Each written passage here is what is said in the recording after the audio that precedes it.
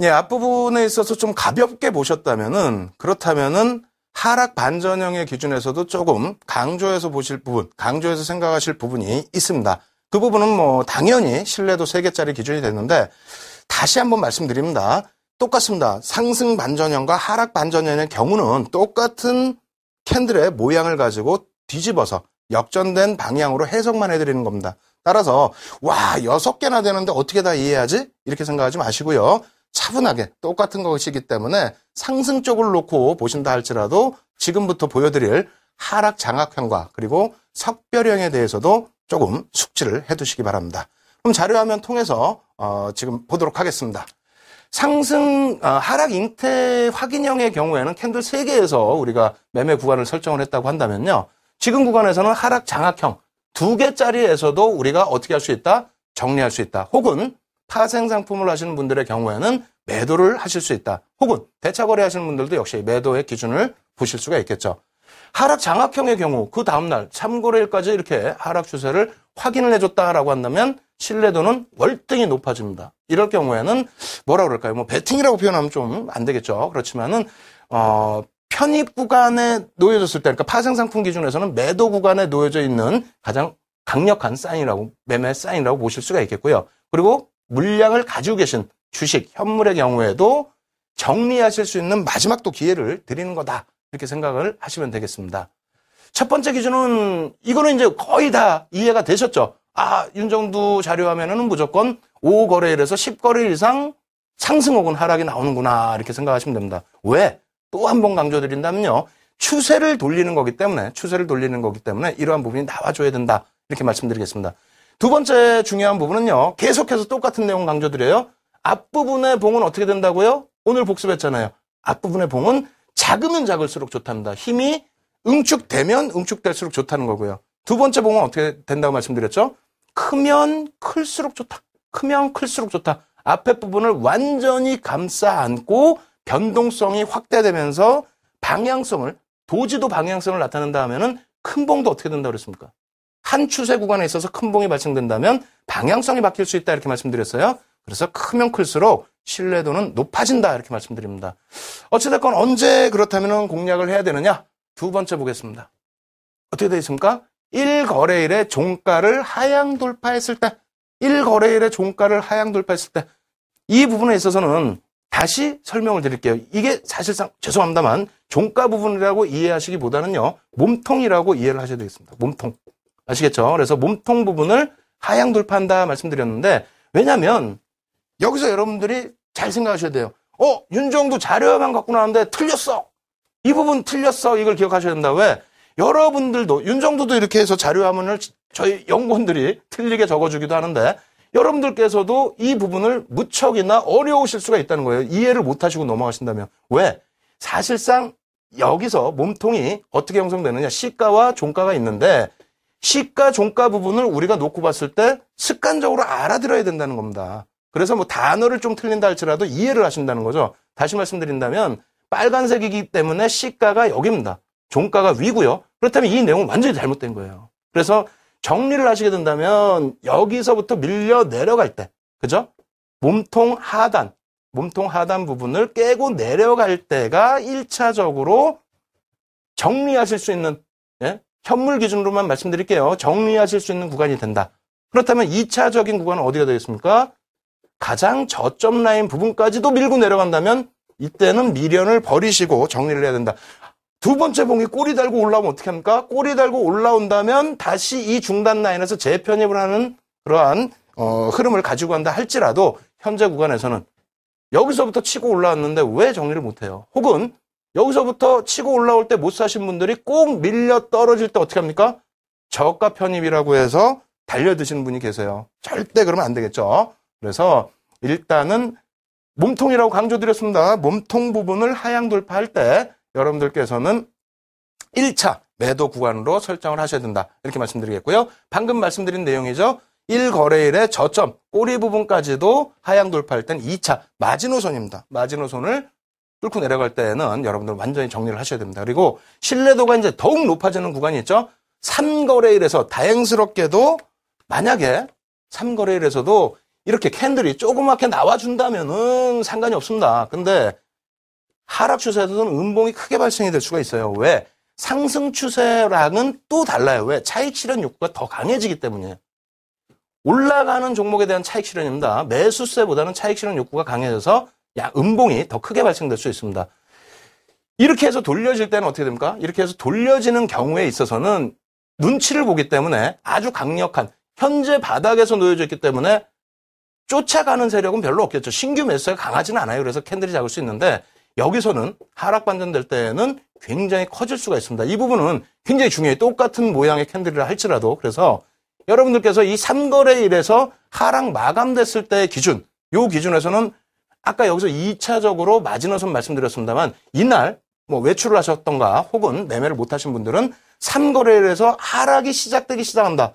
꼬리 단다고 생각하지 마십시오. 절대 추세는 일단은 깨진 겁니다. 그래서 꼬리를 단다 생각하지 마시고 몸통으로 시가 대비해서 밀려 내려올 때에는 정리를 해야 된다. 그리고 그조차도 못하셨을 경우에는 3거래일에 무조건 하락 마감했을 때에는 4거래일에도 반등이 나온다 할지라도 정리를 하시는 그런 패턴을 가지고 가셔야 된다. 이렇게 말씀드리겠습니다.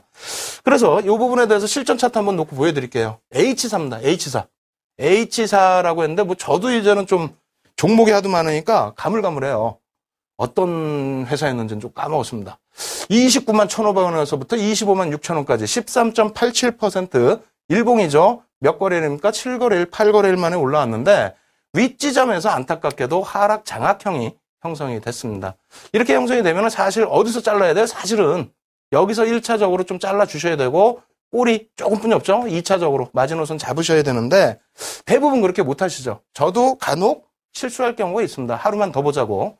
근데 결론적으로 말씀드린 것처럼 상승 구간에서는 이거 잘 이해를 하셔야 돼요. 상승 구간에서는 이렇게 갭이 나올 수도 있습니다. 세 번째 3거래일 기준에. 왜? 차익 실현 물량이 그만큼 나올 수 있다는 겁니다. 아시겠죠? 하락 구간에 있어서는 털 물량을 대부분 털었기 때문에 돌려질 때에 움직이는 폭의 자체가 좀 제한적이에요. 왜? 매수세도 굉장히 좀 약화되어 있죠. 왜냐하면 올라갈 때 털 물량 털고 내려갔기 때문에 올라갈 때도 어떻게 됩니까? 매물이 조금씩 쌓여 있어요. 그래서 어느 정도 추세가 확인되지 않는 한 강력한 양봉이 나오기는 조금 힘들어요. 다만 이렇게 하락 반전형의 경우에는 갭까지도 나올 수가 있기 때문에 여러분들께서는 그러한 부분들 유념을 하셔야 된다. 이렇게 말씀드리겠고요. 다음 흐름이 어떻게 됩니까? 좀 전에 앞서 말씀드렸죠. 만약에라도 그 다음날 여기서도 못 팔았다. 반등이 나오면 이 추세가 돌려진다고 절대 생각하지 마십시오. 그리고 이 갭 부분이 어떤 분들은 갭을 바로 메꾼다. 아닙니다. 메꿀 갭이면 이렇게 떨어지질 않죠. 그래서 이 갭은 이제는 저항선으로 작용이 됩니다. 여기 보시면 꼬리 달고 다시 밀려버리죠. 그래서 저항선을 살짝 들어 올린다 할지라도 어떻게 한다? 정리할 구간으로 놓고 보셔야 된다는 겁니다. 결론은 이렇게 해서 조금씩 보여드리는 동안에 어떻게 돼버립니까? 쭉 미끄러져 떨어져 버리죠. 그래서 하락률이 18.02%. 지금 뭐 수익도 못 내고 앉아 계시는데 이렇게 손실까지 혹은 편입해서 뭐 밑에서 바닥에서 잘 편입하셨다고 기준 잡을 때 어떻게 된 겁니까? 수익도 못 내시고 고점에서 정리를 못 하셔서 수익 확정도 못 내시고 결국은 또 고점에서 잡으셔서 손실까지 확대해 버리시는 그러한 전략 가지고 가실 수는 없겠죠. 그래서 하락 장악형의 경우에도 신뢰도 3개짜리입니다. 캔들 2개를 놓고 보실 때에도 신뢰도 3개짜리예요. 그리고 상승 장악형과 똑같은 형태입니다. 캔들의 색깔만 다를 뿐이지 똑같은 형태입니다. 그래서 두 가지를 세트로 놓고 보시면서 꼭 이 부분은 이해하고 넘어가실 캔들이다. 이렇게 생각을 하시기 바랍니다. 그러면 오늘 시간에 마지막으로 가지고 나온 캔들입니다. 캔들 패턴. 기억나시겠습니까? 앞서서 샛별형 한번 해드렸죠? 반대급부의 캔들입니다. 석별형이라는 캔들 준비를 해봤습니다. 함께 놓고 보시도록 하겠습니다. 석별형. 어때요? 오늘 바로 공부한 샛별형과 모양만 뒤집힌 그런 모습입니다. 그렇다면은 우리 전략 부분도 똑같이 형성이 되겠죠? 5에서 10거래일 이상 상승을 해야 된다. 왜? 석별은 뭡니까? 지는 별이죠. 바닥에서부터 올라와 줘야 된다는 거예요. 바닥에서 이렇게 올라와 줘야 반전, 하락 반전이 되는 그러한 패턴이 될 수 있다. 이렇게 말씀드리겠고요. 1거래일의 몸통 중앙을 돌파해야 된다. 이것도 참 이렇게 글씨만 놓고 보면 어려우실 거예요. 그죠? 저도 어렵습니다, 이게. 이렇게 보시면은요, 어떻게 됩니까? 양봉이 발생됐는데 상승 추세에서 어떻게 된다 그랬어요? 항상.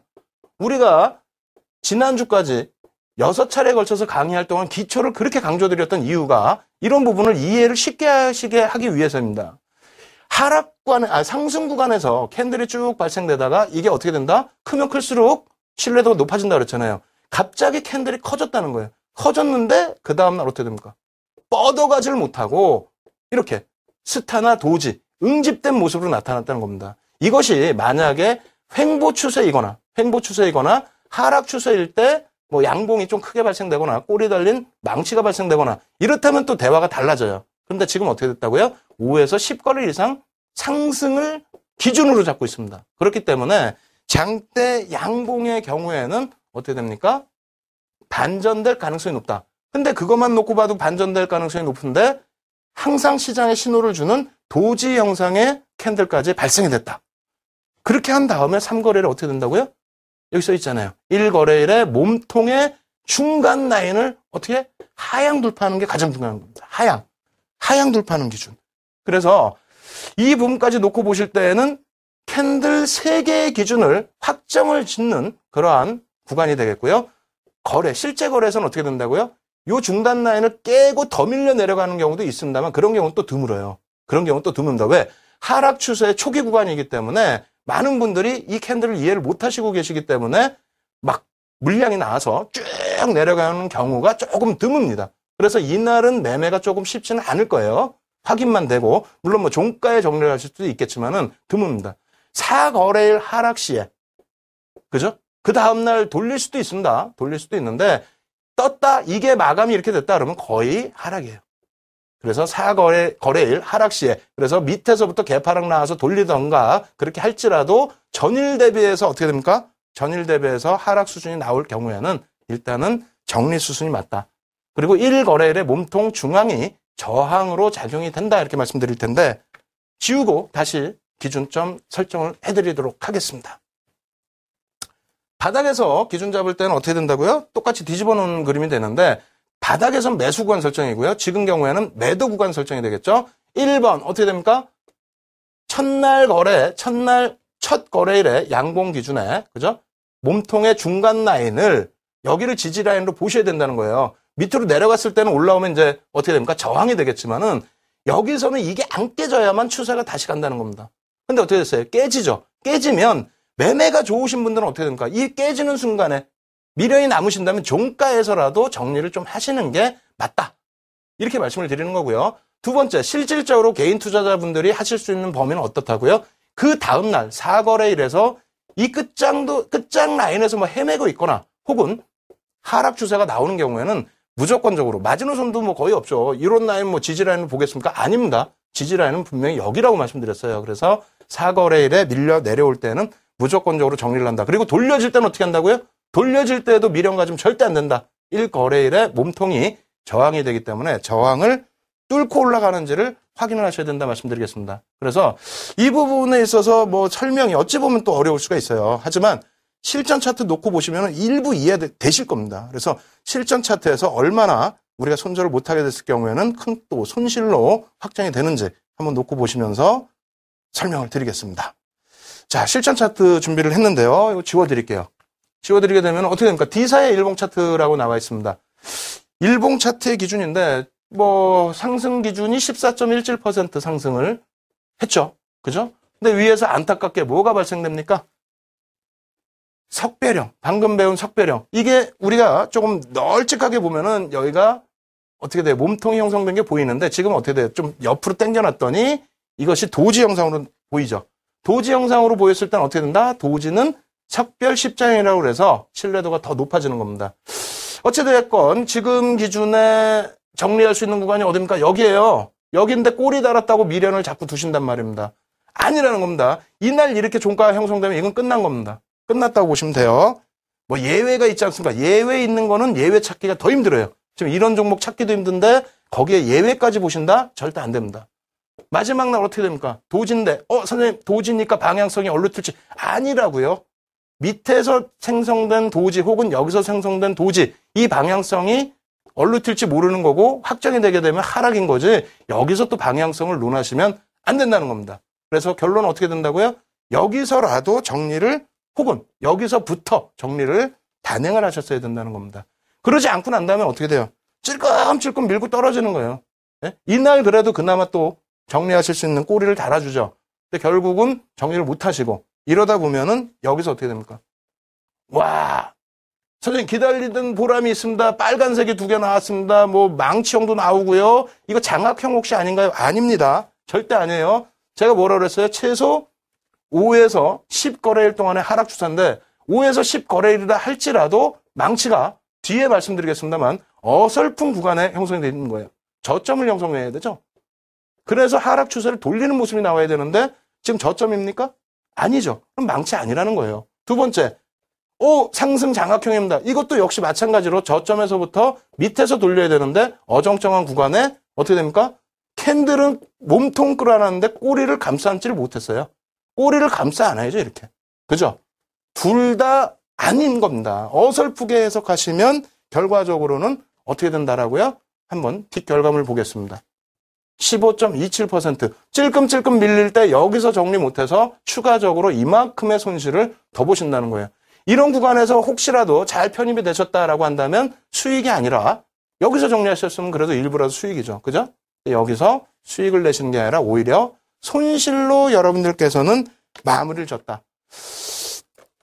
글쎄요, 예제를 이렇게 보여드리면서 저도 좀 씁쓸합니다. 그러니까 상승 종목 보여드리면서 이렇게 됐습니다 해서 용기를 좀 드리고 지금의 어려움을 좀 이겨나가세요라고 말씀을 드려야 되는데 이렇게 하락 종목을 또 예제를 보여드리니까 저도 마음이 안 좋아요. 다만 저희가 앞에 시작할 때 뭐라고 말씀드렸습니까?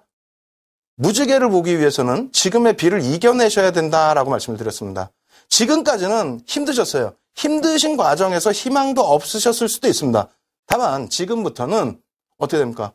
윤정두의 주식 투시경을 통해서 간단한 내용 같지만은 시청자 여러분들만의 기준점을 잡으실 수 있는 그런 교육이 되고 있습니다. 그래서 여러분들께서 지금 방송 내용이 많이 어렵고 힘드시다면요, 제가 지금 실시간으로 계속해서 첨삭지도 해드리고 있습니다. 이러한 부분들 참조하셔서 같이 참여하셔서 또 교육 자료들 다운받으셔서 복습하셔서 여러분들 것으로 좀 만들어 나가시기를 강하게 좀 권해드리겠습니다.